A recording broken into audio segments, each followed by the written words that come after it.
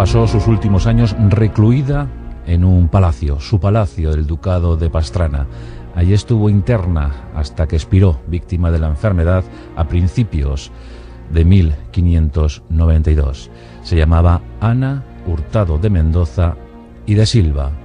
Era más conocida por todos como la princesa de Éboli, una de las mujeres, dicen, más influyentes, una de las mujeres más carismáticas y desde luego más intrépidas y más pendencieras de toda la centuria. El siglo XVI quedó alterado por diversos acontecimientos, no todos eran buenos para el Imperio español, hubo muchas conjuras, muchas sediciones, muchas revueltas y desde luego, al parecer, doña Ana protagonizó una de esas conjuras. Vamos a analizarlo en nuestros pasajes de la historia. Hoy están dedicados a la princesa de Éboli.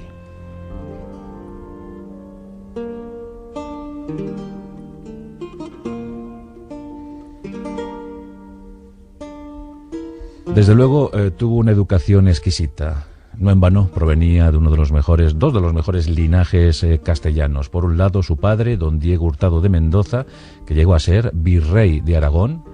Por otro, doña Catalina de Silva, un amplio linaje, este último, incluso pues, muy asentado en Portugal.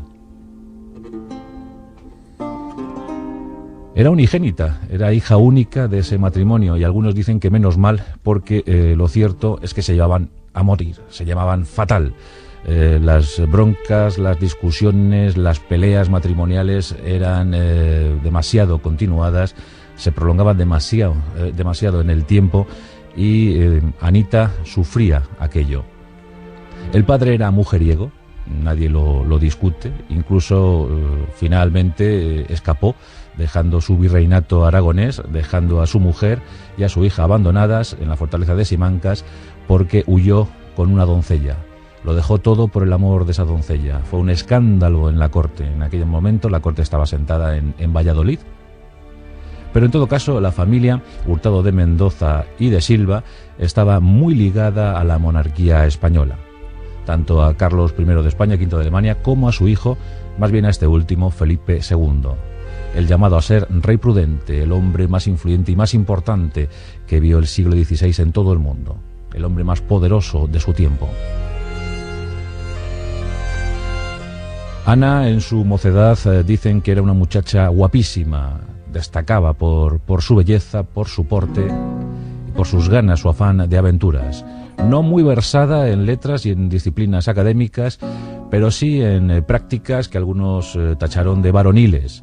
Por ejemplo, gustaba mucho del florete, esa espada ligera con la que se batía en duelo con algún paje, y dicen precisamente que motivo del parche que cubría uno de sus ojos fue que luchando a espada o a florete con un paje, pues recibió la punta de ese florete del enemigo y por eso su ojo quedó inutilizado.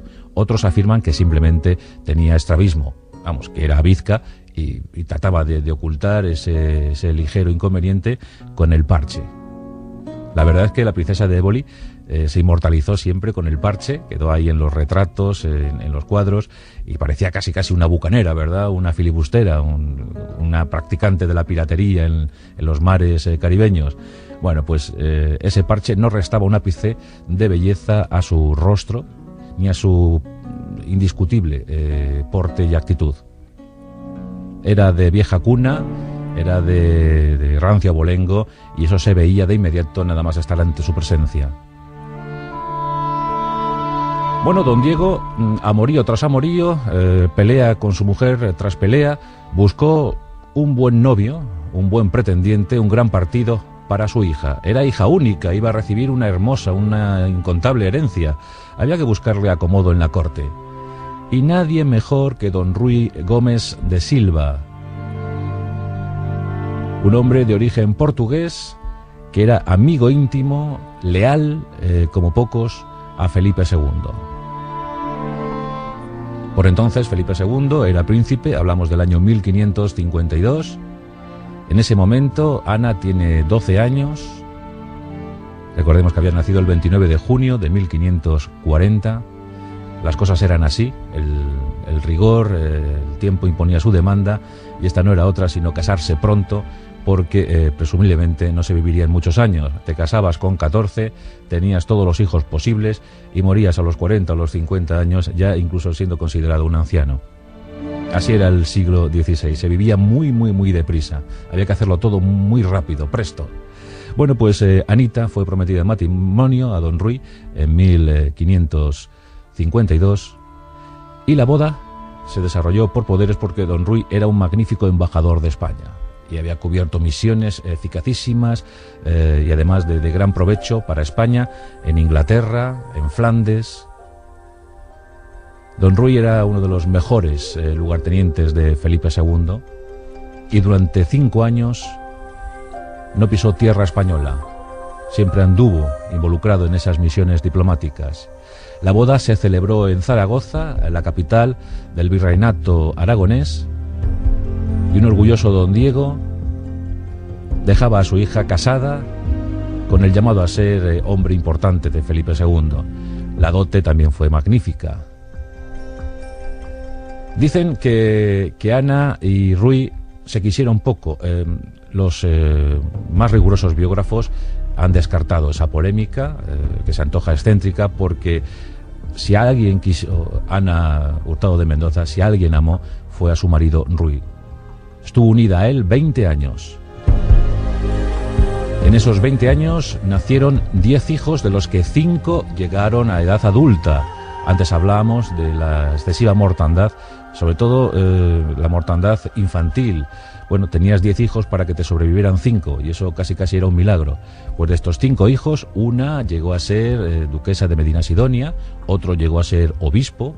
La verdad es que los 5 alcanzaron grandes posiciones. Y el propio Felipe II, a pesar de los posteriores desencuentros con Ana Hurtado de Mendoza, quiso proteger a estos vástagos de su fiel Ruy. Pues como digo, 5 llegaron a edad adulta. Y Ana contemplaba feliz su futuro.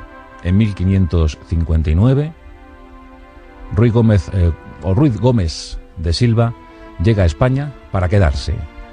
Y por sus servicios prestados, por sus grandes y eficaces tareas prestadas a España, Felipe II, ya rey, le nombra príncipe de Éboli.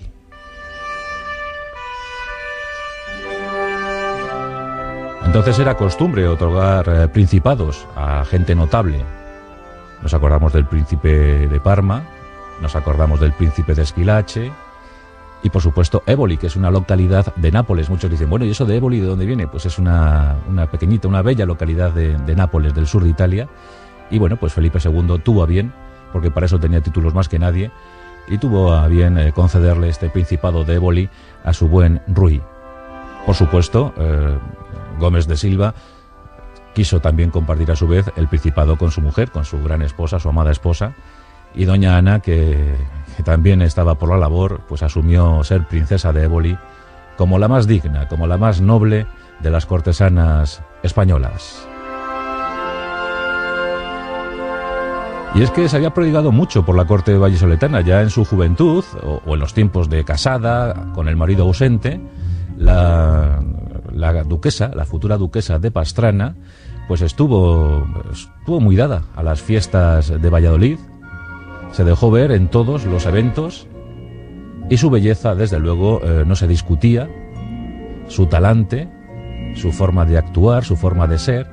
Ya decían incluso que por entonces se la veía conspiranoica, que soñaba con entroncar su familia a la del viejo reino luso. Y esto molestaba porque había una aspiración española de fusionarse con la corona portuguesa, cosa que se concretó finalmente en 1580, pero en ese momento, en la década de los 50 del siglo XVI, decir que tu familia podría estar bien asentada en la corte de Portugal era ir un poco a traición, porque España no quería ningún impedimento para quedarse con la corona del reino vecino. Por eso que dijera semejante comentario, Ana pues no gustó en exceso.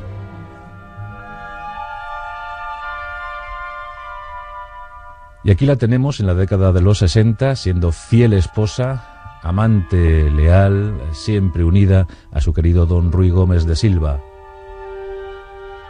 Compraron todos los terrenos aledaños a la ciudad alcarreña de Pastrana, allá en Guadalajara, muy cerca de Cifuentes, el sitio donde nació Ana de Mendoza.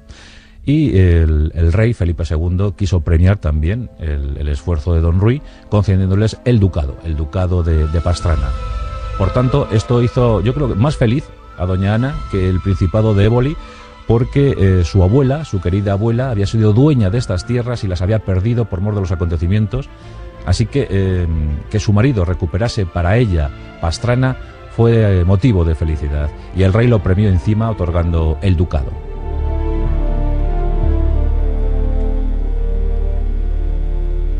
Doña Ana embelleció las calles de Pastrana y en 1569, cuando contaba 29 años de edad, quiso, sobre todo, dar mayor dignidad a su pueblo, a su ciudad, y mandó llamar a la mujer más relevante, más fogosa de aquel momento.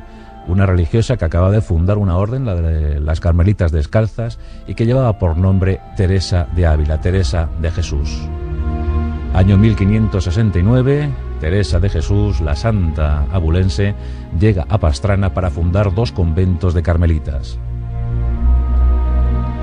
En principio, ambas mujeres, semejantes personalidades, pues no chocan, se llevan bien, pero claro, a Teresa le preocupa comprobar cómo doña Ana quiere intervenir en demasía en la construcción, en la edificación de los conventos. Quiere darles un toquecito a estilo, a moda del siglo XVI, no tan austero como pretendía Teresa, y bueno, pues son pequeñas fricciones que todavía aún no han desembocado en la riña que posteriormente se dio. Los 2 conventos quedaron inaugurados, las primeras carmelitas se instalaron en ellos, y así llegamos al año de 1573, un año dolorosísimo para doña Ana, porque queda viuda al fallecer don Ruy Gómez de Silva. En ese año, transida por el dolor, toma una decisión que algunos aseguran fue demasiado aventurada, demasiado excéntrica, y esta no fue otra sino la de ceñir los hábitos carmelitas y refugiarse en uno de los conventos. Pero claro, doña Ana era muy dada a la frivolidad, a la fiesta perpetua, a hacer de su santa voluntad lo que quisiera. Y claro, ordenó, al poco de estar en una de las celdas espartanas, celdas de dimensiones reducidísimas, desayunos frugales, ayunos permanentes, doña Ana esto no lo llevaba bien. Ella había vivido el lujo, el glamour del siglo XVI, había estado en Valladolid, en la ciudad más luminosa de España en ese momento. Bueno, pues en Pastrana no lleva bien lo de estar en una celdita de 2x2 y pide que se construya una habitación más adecuada, cerca del huerto y por ende cerca de la calle. Y doña Ana ordena también que se fabriquen unos armarios enormes para instalar allí su lujoso vestuario. Porque una cosa es ceñir el hábito carmelita y otra cosa es llevarlo todos los días. Claro, al menos los domingos, al menos los sábados, las fiestas de guardar, pues ¿por qué no ponernos nuestras queridas ropas, que para eso las hemos pagado? Que para eso soy la mujer, una de las mujeres más ricas de España. Bueno, pues la futura santa, mejor dicho, se entera de esto y ordena que las carmelitas se vayan de Pastrana. Ya hasta entonces habían tenido más que palabras. Incluso doña Ana, enfurecida por la decisión de Teresa, comenta cosas de un manuscrito, nada más y nada menos que el libro de la vida de Teresa de Ávila, ese libro en el que se inscribe la autobiografía de la mística española. Bueno, pues doña Ana de Mendoza ordena difundir o tergiversar incluso las notas de ese manuscrito. Y a tanto llegó la cosa que dicen que denunció este texto a la Santa Inquisición, y esta, el Santo Oficio, paralizó la edición, la publicación del libro de la vida, nada más y nada menos que 10 años. Este asunto distanció definitivamente a las 2 mujeres. Teresa se lamentaba: mi libro es leído en los fogones de palacio. Se enfadó muchísimo Teresa de Ávila, rompió relaciones con Ana de Mendoza, pero esto no quedó aquí porque la riña, la disputa, llegó hasta la corte. y Felipe II tomó muy buena nota de lo que había ocurrido. Ya por entonces se hablaba de la mala disposición psicológica de Ana Hurtado de Mendoza. Como antes comentábamos, Felipe II se llegó a preocupar seriamente por esta mujer, ya viuda de su mejor amigo, pero claro, ¿qué hacer? ¿Qué hacer? Era una de las mujeres más ricas de España, estaba a caballo entre Madrid ya y Pastrana, era incontenible, tenía un carácter rotundo. Doña Ana, desde luego, antes lo comentábamos, era mujer de armas tomar. Bien, pues el desencuentro con Teresa de Ávila fue un peldaño más en esta leyenda negra sobre la princesa de Éboli, pero llegamos al año de 1578 y entra en juego otro personaje tremendo de aquella época, don Antonio Pérez. Antonio Pérez era a la sazón secretario de Estado, era el hombre cercano a Felipe II. En aquel tiempo, año 1578, recordemos la gloria de Lepanto, año 1571, ahí se había lucido el joven Juan de Austria, hermanastro de Felipe II. Bueno, pues en aquel tiempo había dos facciones, dos partidos. Por un lado estaba el factor conservador, el partido conservador, a cuyo frente se situaba el propio Juan de Austria y el duque de Alba, don Fernando Álvarez de Toledo. Esta era la facción que buscaba pues la tradición, que España ocupase su lugar en el mundo. Bueno, pues ese asunto, don Juan de Austria y el duque de Alba por un lado.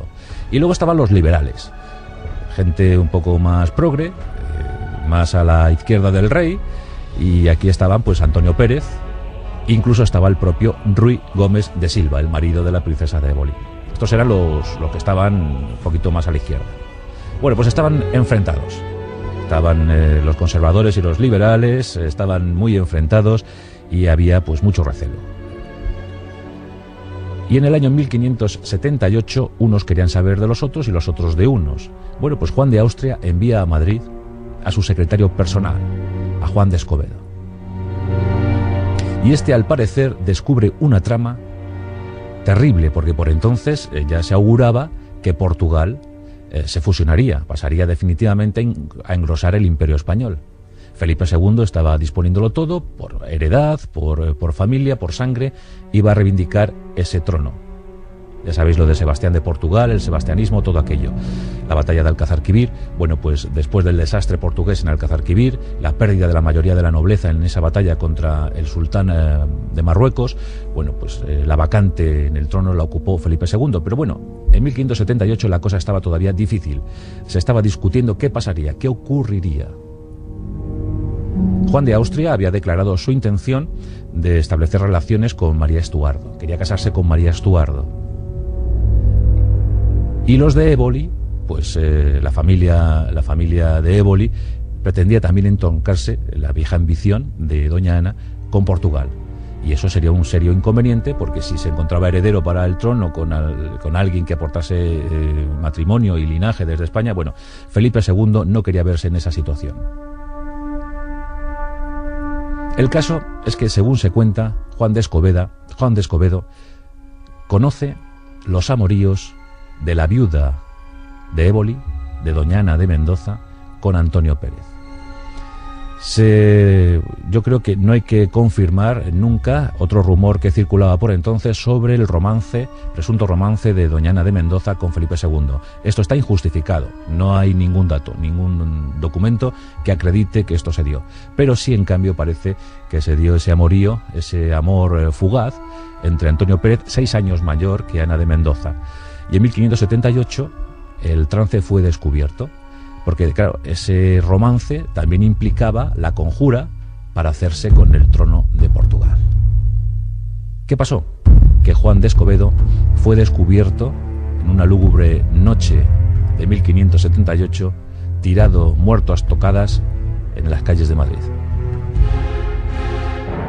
De inmediato la rumorología se disparó. ¿Quién ha matado al secretario de Juan de Austria? ¿Quién ha matado al secretario del héroe de Lepanto? De posiblemente el personaje más querido de España en ese momento. ¿Quién puede haber sido? Todos se fijaron de inmediato en el binomio Ana Hurtado de Mendoza, Antonio Pérez.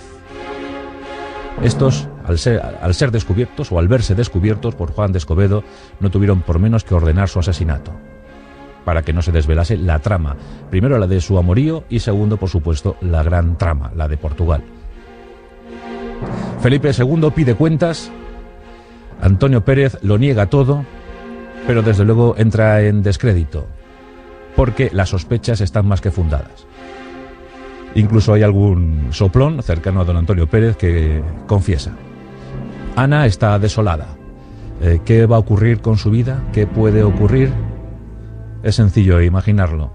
Felipe II, prudente ante todo, que quiso ser, compasivo, y con doña Ana de Mendoza no ordenó otra cosa sino encerrarla en la Torre de Pinto, aquí en Madrid, de la localidad de Pinto. Allí estuvo un tiempo, hasta que posteriormente se la consintió pasar a la fortaleza, al castillo de Santorcaz, donde allí pudo recibir la visita de sus hijos. Fue consolada por sus hijos. Mientras tanto, Antonio Pérez lo seguía negando todo, y a tanto llegó el asunto que estuvo 12 años negándolo todo hasta que huyó a Aragón, y allí, en 1590, lo confesó, eso sí, tras recibir tormento. Confesó su implicación en el asesinato. Huyó al extranjero y desde Francia a Inglaterra contribuyó a crear la leyenda negra, la famosa leyenda negra que desde entonces acompañó a España, a la figura también de Felipe II. En fin, Antonio Pérez hizo muchísimo daño, todo el que pudo, estaba resentido, y hizo todo el mal que pudo desde Francia a Inglaterra para que España se adornase de vitola negra hasta incluso nuestros días. Bueno, pues Antonio Pérez, su historia queda ahí, su romance con doña Ana de Mendoza, constatadísimo, y su participación en esta conspiración que acabó con la vida de Juan Escobedo. ¿Y qué pasó con doña Ana Hurtado de Mendoza?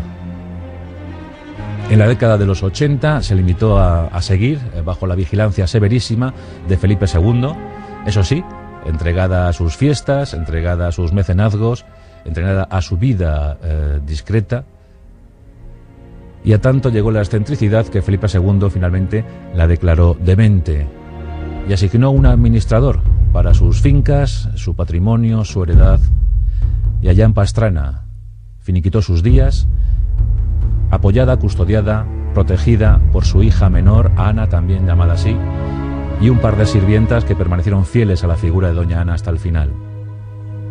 Dicen que su único consuelo consistía en comparecer en aquel balcón, un balcón enrejado, y contemplar la plaza de la hora que tenía permitida la duquesa para disfrutar de sus vecinos, de las vistas maravillosas de Pastrana. Bueno, considerada con alteración psicológica, excéntrica, frívola, pendenciera, no sabemos nunca, no sabremos jamás por qué se colocaba el parche, si por una herida de juventud o simplemente por un estrabismo, por una coquetería. El enfrentamiento con Teresa de Jesús, los amores y conjuras en compañía de Antonio Pérez, el amor que siempre tuvo a su marido, Ruy Gómez de Silva, los 20 años que estuvieron juntos, los 10 hijos que tuvieron juntos, 5 de ellos, ya digo, llegaron a altas dignidades, incluido un obispo, que cambió su nombre por el de Fray Pedro. A principios de 1592, con 51 años de edad, doña Ana Hurtado de Mendoza y de Silva fallecía en Pastrana, víctima de la enfermedad, y atrás quedaba su recuerdo, su aureola de mujer indómita, una mujer sin duda alguna intrépida, hija de su tiempo, de aquel siglo XVI, en el que no se ponía el sol bajo el Imperio español. Ana Hurtado de Mendoza, la mujer que conspiró contra Felipe II, nada más y nada menos, se atrevió a conspirar contra el hombre más poderoso de su tiempo. Y este, aunque compasivo al final, no se lo perdonó jamás.